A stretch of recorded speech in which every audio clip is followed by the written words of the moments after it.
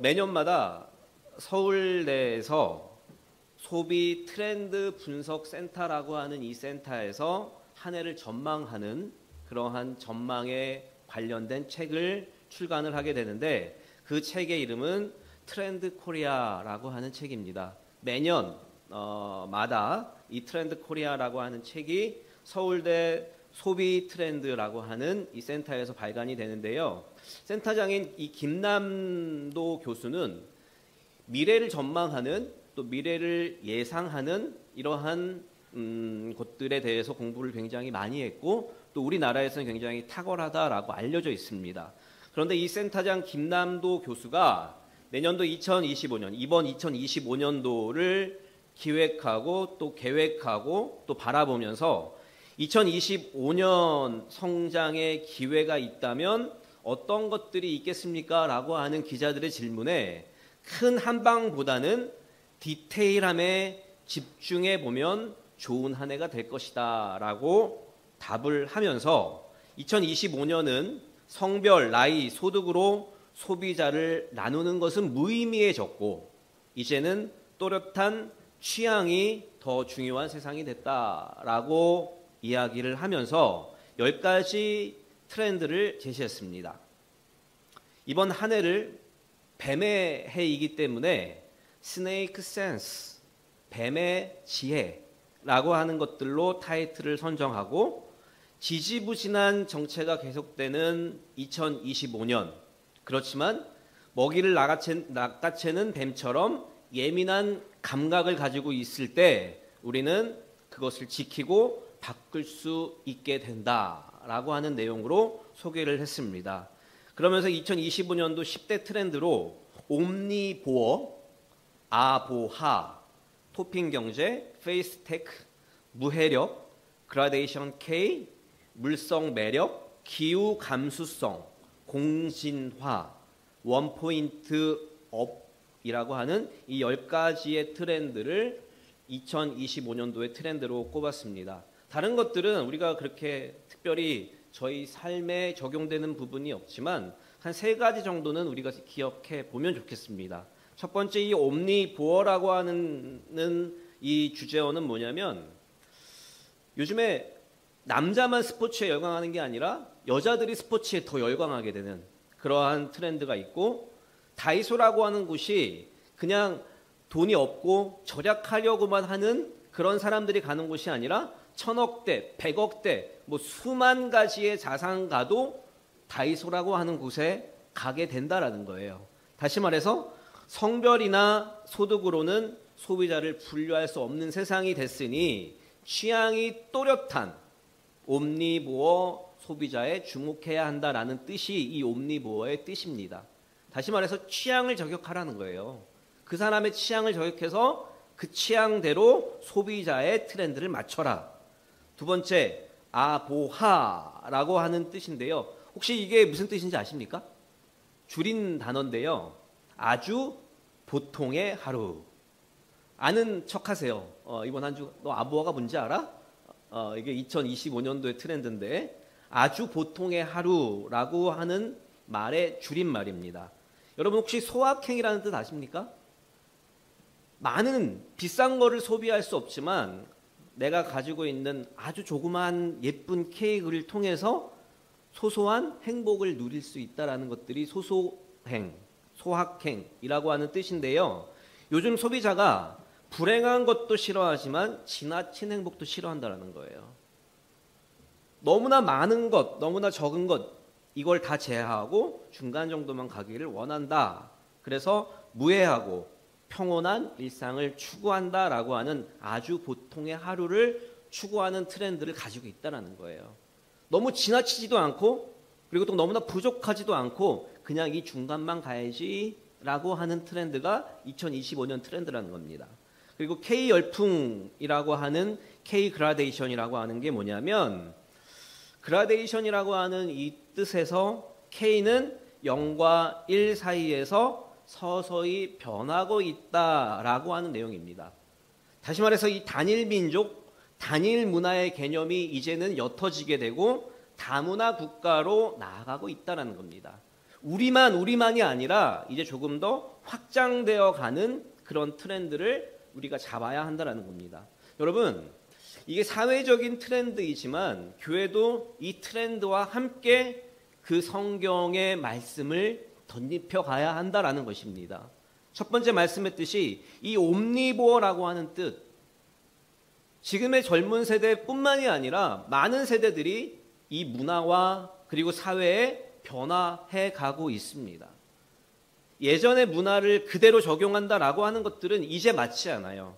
취향이 또렷한 옴니보어의 기독교인들을 향해서 교회가 맞추어 가야 한다라는 것입니다. 그리고 요즘에 정말 절실하게 느끼는 부분이 있지만 요즘에 개척교회를 많이 안 오려고 한다고 하는 거예요.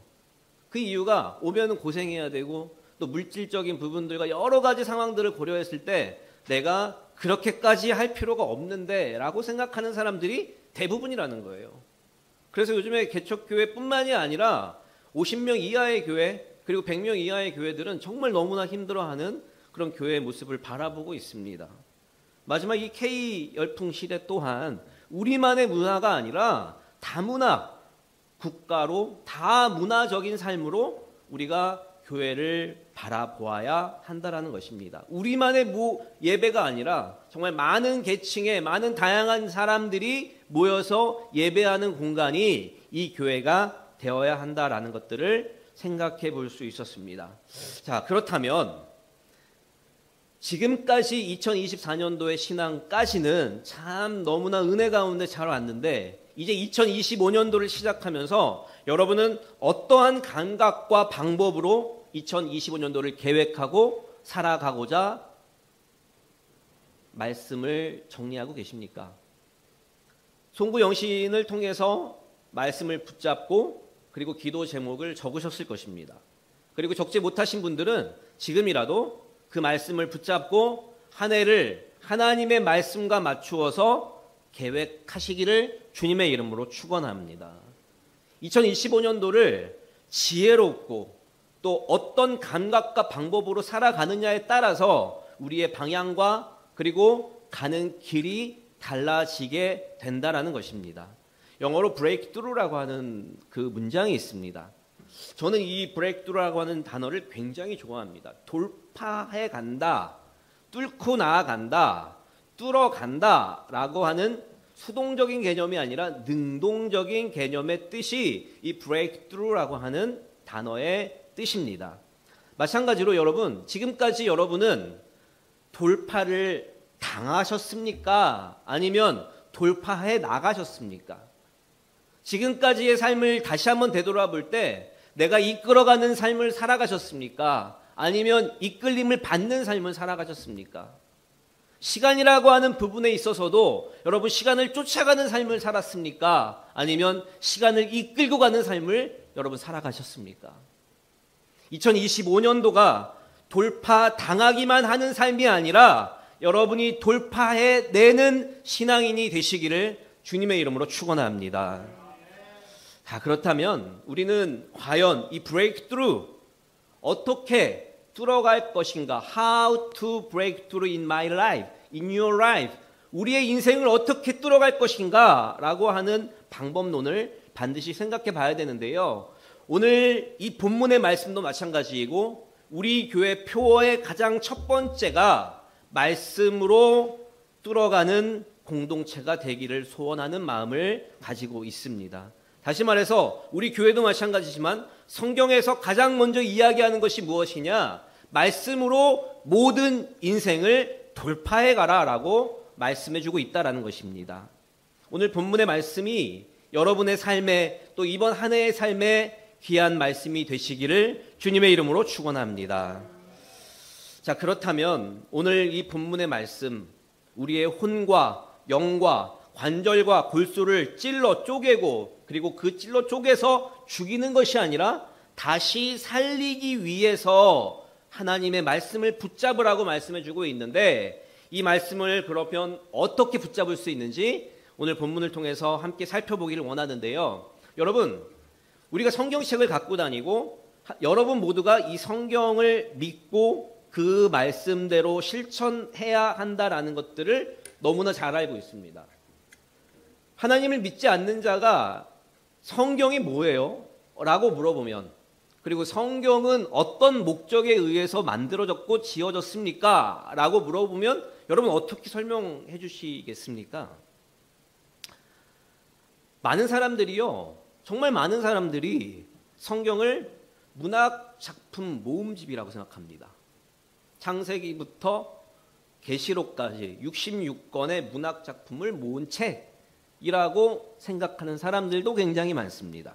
그리고 또 어떤 사람들은 이스라엘의 역사만을 기록한 책이다, 소수민족의 역사를 기록한 책이니 그다지 중요하지 않다라고 생각하는 사람들이 있습니다. 또 어떤 사람은 기독교라고 하는 하나의 경전으로 생각합니다. 불교에, 그리고 각 종교마다의 경전이 있듯이 그 종교와 그 각각의 종교에서 말하는 경전 같은 취급으로 이 성경을 바라보는 사람도 있습니다. 다른 종교의 경전과 다를 바가 없다라고 이야기한다라는 거예요. 그리고 또 우리 교역자들은 비교 종교학을 배우셨을 텐데 여러 가지의 종교를 비교했던 그러한 내용 중에 기독교적인 관점에서 종교 비교학적으로 쓴 책이라고 생각하는 사람도 있고, 매직, 마술이죠, 마술.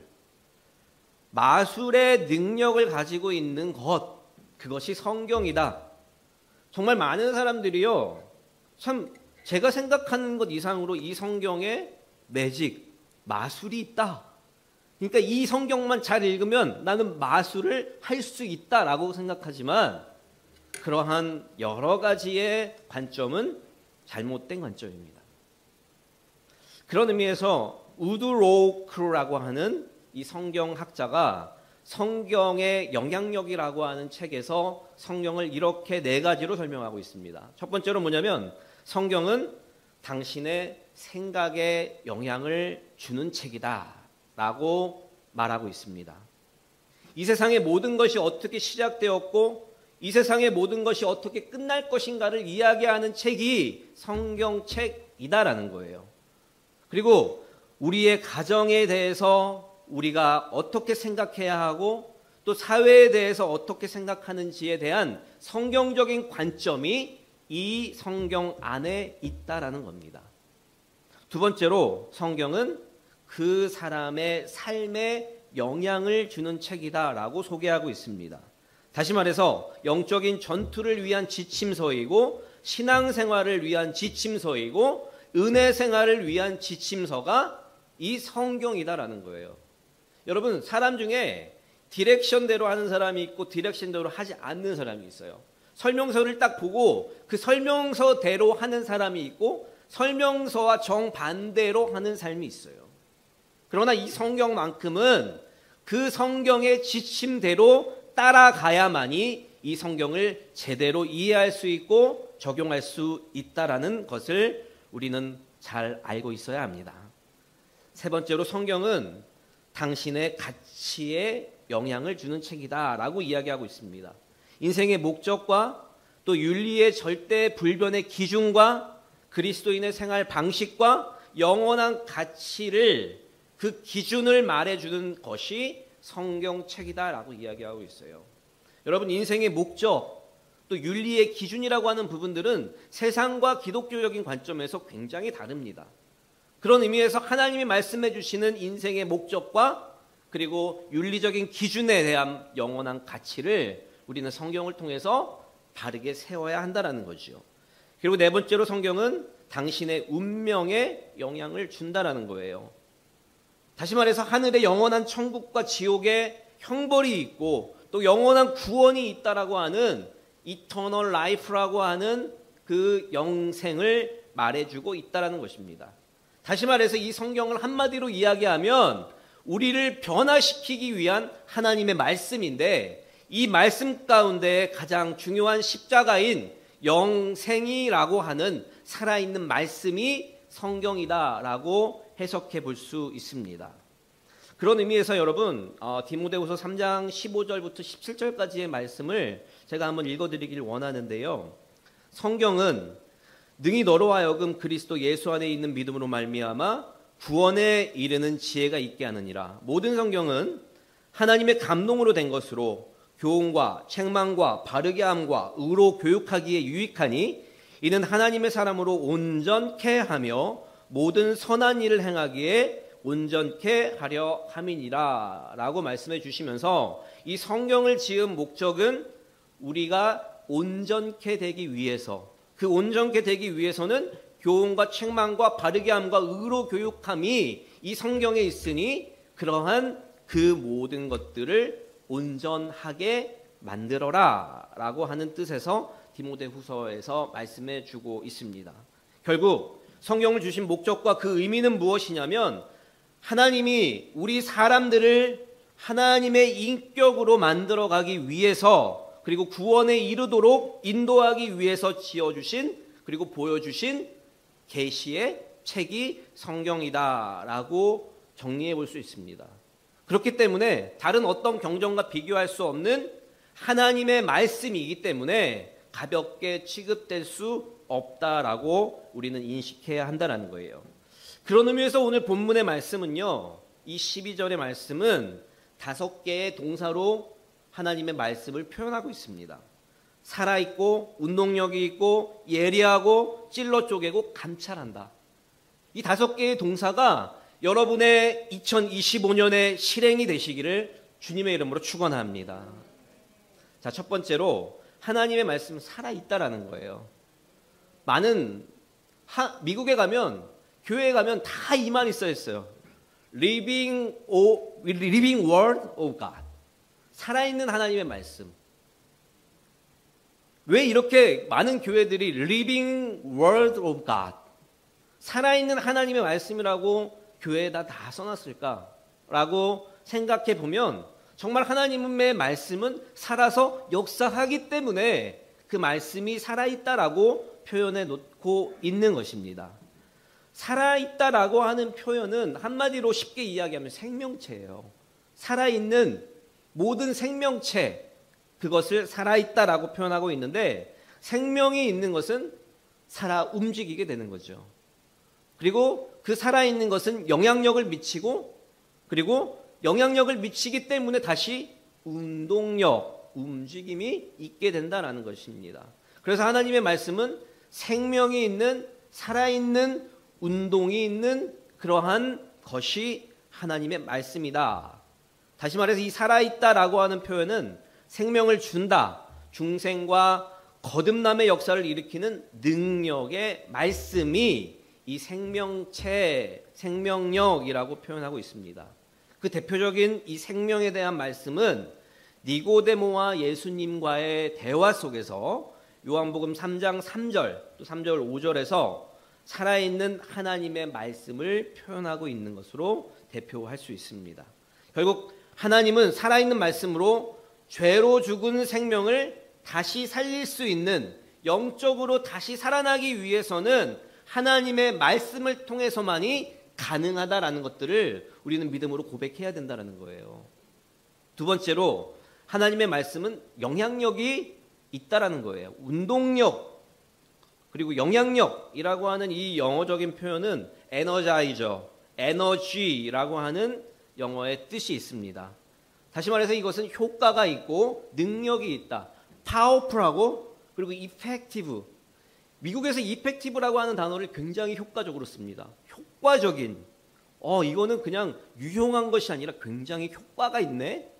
이득이 있네. 라고 할 때 쓰는 이 이펙티브와 파워풀이라고 하는 효과와 능력을 말씀하고 있다라는 것입니다.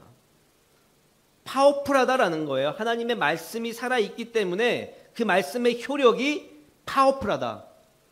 여러분, 이 말씀과 그리고 또 모든 살아있는 곳에서 파워풀하다라고 하는 것과 로우풀하다라는 것들은 다른 얘기입니다. 막강하다라고 하는 것들이 이 말씀의 표현인 것입니다. 그래서 이 막강하다라고 하는 말씀을 대표할 수 있는 성경의 구절이 에베소서 2장 5절부터 7절까지의 말씀인데요. 제가 한번 읽어보겠습니다. 허물로 죽은 우리를 그리스도와 함께 살리셨고 너희가 은혜로 구원을 얻은 것이라. 또 함께 일으키사 그리스도 예수 안에서 함께 하늘에 앉히시니 이는 그리스도 예수 안에서 우리에게 자비하심으로써 그 은혜의 지극히 풍성함을 오는 여러 세대에게 나타내려 합니다 라고 말씀하시면서 막강한 효과적인 하나님의 말씀을 표현하고 있다라는 것입니다. 다시 말해서 이 막강한 하나님의 말씀을 통해서 죽은 자가 살아나고 또 다시 회복하고 변화되는 힘이 이 말씀 가운데 있다라는 것입니다. 세 번째로 하나님의 말씀은 예리하다라는 거예요.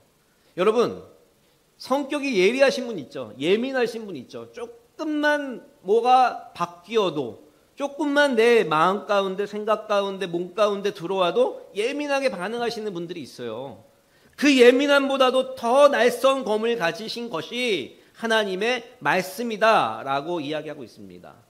이 12절에 좌우의 날선 검보다 더 예리하다라고 하는 이 표현은 그 당시에 군인들이 사용하는 장비 중에 가장 효과적인 무기를 표현한 것입니다. 여러분, 그 당시에는 많은 무기들이 있지 않았어요. 그렇지만 효과적으로 이 예리하고 날선 검으로 한 칼에 단칼에 날릴 수 있다라고 하는 그러한 특징이 있었기 때문에 하나님의 말씀은 엄격하고 공의 없고 정의롭다라고 하는 표현의 말씀으로 해석해 볼 수 있다는 것입니다. 이 예리함에 대해서 사도 요한이 요한계시록 1장 16절을 통해서 그 오른손에 7별이 있고 그 입에서 좌우에 날선검이 나오고 그 얼굴은 해가 힘있게 비치는 것 같더라 라고 이야기하면서 순종과 불순종의 모든 상황 가운데 긍정적인 힘을 가진 것이 성경의 힘이다라고 말씀해주고 있습니다. 네 번째로 하나님의 말씀에는 관통하는 능력이 있다라는 거예요. 찔러 쪼갠다, 관통한다라고 하는 이 표현은 관찰하는 능력과 관통하는 능력의 의미를 가지고 있습니다. 관찰하고 이것을 뚫어 쪼개는 것, 그것이 관통한다라고 하는 뜻입니다. 여러분, 인간은 의식적이든 무의식적이든 또 남에게 밝혀지던 밝혀지지 않던 간에 삶의 전 영역에서 우리가 다루어야 하는 것들이 굉장히 많이 있고 그 모든 영역이 이 성경 안에 있다라는 것들을 우리가 기억해야 된다는 거예요. 처음에 저는 예술 그리고 연극영화과를 진학할 때 과연 이 기초가 어디서부터 시작되었을까라는 것들이 퀘스천이었는데 결국에 연극영화과에서 공부했던 뭐 학문이나 이런 것들을 통해서 그리스 그 연극의 그 모든 역사들을 공부해 보았지만 그거보다도 이전에 성경에서 먼저 비롯되었다라는 것들을 알았을 때 굉장한 하나님의 그 온전함을 느낄 수 있었다라는 것이죠. 모든 영역에서 하나도 제외하지 않는 모든 영역에서 말씀해주고 있고 시작하고 있는 것들은 이 성경밖에 없고 모든 영역을 다 헤아리고 그것을 해결할 수 있는 방법 또한 이 성경에 포함되어 있다라고 해석해 볼 수 있다라는 것입니다. 이 살아있는 말씀은 예리하게 우리의 양심에 있어서 죄가 무엇인지 또 무엇이 하나님 앞에서 내 마음을 관통하고 있고 작동하고 있는지를 지적해 주는 책 또한 성경의 말씀입니다. 그렇기 때문에 말씀은 찔러 쪼개는 그러한 의미를 말씀해 주고 있다는 것입니다. 여러분, 말씀을 듣고 찔리고 그리고 또 자복하는 마음을 갖는다라고 하는 것, 누군가가 이야기해 줄 때 마음의 찔림도 있지만 이 성경을 읽을 때 또 찬양을 들을 때 하나님이 주시는 말씀을 들을 때 마음에 찔림이 있는 그것이 하나님이 주시는 진정한 음성을 듣는 것이다 라고 해석해 볼 수 있습니다. 다시 말해서 이 찔러 쪼갠다, 관통한다 라고 하는 말씀은 인간의 삶의 모든 부분이 성경에 있기 때문에 자신을 평가할 수 있는 그 기능 또한 성경에서 찾아야 한다라고 해석해 볼 수 있습니다. 마지막 다섯 번째, 감찰, 판단하시는 하나님의 말씀에 대해서 이 오늘 본문에서는 이야기하고 있습니다. 하나님의 말씀에 대해서 여러분 얼마나 신뢰하고 얼마나 사모하고 계십니까?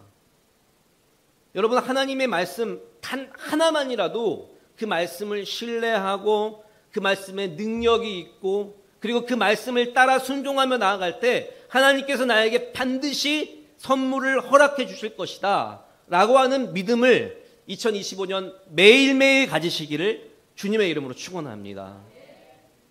아무리 외치고 아무리 많은 설교를 듣는다 할지라도 저 말씀과 그 능력이 나에게 적용되지 않는다면 아무것도 될 수 없는 것이 하나님의 말씀이다라는 거예요. 믿는 자에게 능치 못함이 없다라고 말씀해 주시는 그 말씀과 같이 우리는 믿음으로 이 하나하나의 말씀이 이루어지기를 고백해야 될 줄 믿습니다. 역사상 실제로 수많은 사람들이 성경을 통해서 자신의 운명이 바뀌었다라고 많이들 이야기합니다. 이 자리에 앉아 계시는 우리 성도님들과 교역자들께서도 성경을 통해서 하나님의 말씀을 통해서 내 삶에 그리고 내 운명이 바뀌었다라고 말하시는 분들이 있지 않습니까? 마찬가지로 아브라함 링컨이 이렇게 이야기를 했어요. 하나님께서 우리에게 주신 최대의 선물이 두 가지가 있다.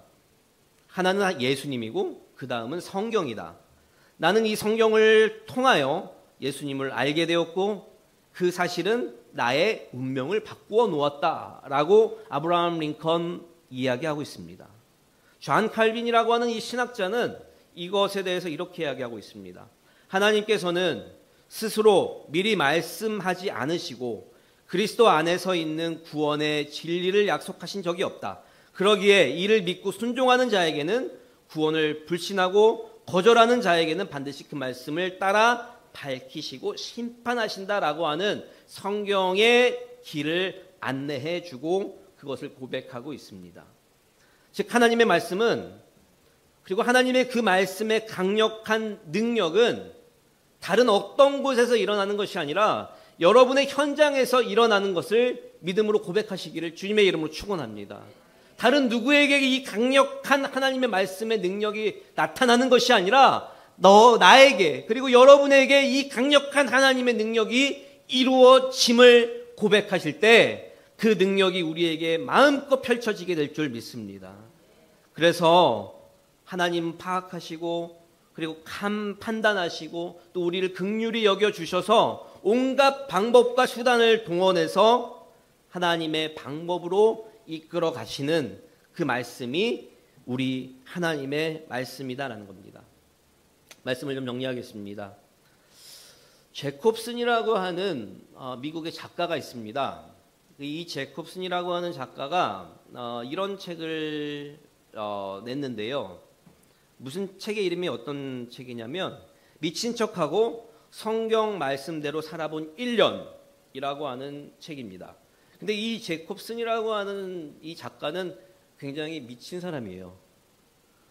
방대한 대형 백과사전, 미국에 있는 영국에 있는 이 대형 백과사전 브리타니카라고 하는데 이 한 권의 책으로 축약해서 출판한 명사, 알려진 사람입니다. 이 제콥슨이라고 하는 사람은 정말 똑똑한 사람이고 그리고 많은 양을 한 권의 책으로 축약하고 또 간편하게 이 모든 것들을 정리해내는 능력이 있는 사람입니다. 근데 미친 척하고 성경 말씀대로 살아본 1년이라고 하는 책을 이제 지으면서 이 제목처럼 성경대로 살아볼 것을 작정하고 그리고 실행에 옮겨 그 살아본 결과를 책으로 낸 내용입니다. 그는 결론을 내리면서 다음과 같이 고백하고 있습니다. 나는 이제 지난 13개월 전과는 다른 삶을 살아가려고 한다. 그것은 감사하게 살아가는 방식이다. 이유는 말씀대로 살려고 하면서 감사에 중독되었기 때문이다라는 거예요. 여러분 이 사람이 이렇게 신학에 대해서 그리고 기독교에 대해서 잘 알지 못하는 사람입니다. 그런데 그 사람이 12개월, 1년 동안 이 성경을 묵상하고 성경을 공부하면서 느꼈던 것이 무엇이냐면 말씀대로 살아가야지 내가 이 책을 독파할 수 있다라고 생각했고 이 책을 파악할 수 있다라고 생각했고 이 책을 이 말씀대로 살아가기 위해서는 감사하며 살아가는 것이 내가 이 책을 쓸 수 있는 근거가 된다라고 해석했다라는 것입니다. 여러분, 디모데후서 3장 15절부터 17절까지 말씀을 제가 다시 한번 읽겠는데요. 성경은 능히 너로 하여금 그리스도 예수 안에 있는 믿음으로 말미암아 구원에 이르는 지혜가 있게 하느니라. 모든 성경은 하나님의 감동으로 된 것으로 교훈과 책망과 바르게 함과 의로 교육하기에 유익하니 이는 하나님의 사람으로 온전케 하며 모든 선한 일을 행하기에 온전케 하려 함이니라 라고 말씀해 주시는 이 디모데후서의 말씀을 다시 한번 묵상하시기를 주님의 이름으로 축원합니다. 여러분, 우리가 2025년도 온전케 되어야 할 줄 믿습니다. 선한 일을 행하는 교회가 되어야 될 줄 믿습니다. 복음을 마음껏 담대하게 전할 수 있는 그런 교회가 되어야 될 줄 믿습니다. 그러기 위해서는 하나님의 감동으로 된 교훈과 책망과 바르게 함과 의로 교육하기에 유익한 이 성경 말씀을 근거로 우리는 앞으로 전진해 나가야 한다라는 것입니다. 그러기 위해서는요, 오늘 이 말씀에 대한 중요성을 인식하시고, 그리고 오늘 이야기했던 이 성경의 5가지 명사를 다시 한번 매일매일 실천하시면서 하나님이 주시는 그 말씀을 있는 그대로 또 순종하며 나아갈 때, 그리고 그것이 나에게 파워풀하고 또 효과적이고 또 나에게 교육되는 그런 모든 기준이 된다라는 것들을 100%로 믿음으로 고백할 때 우리는 그러한 삶이 또 그러한 교회가 되게 될 줄 믿습니다.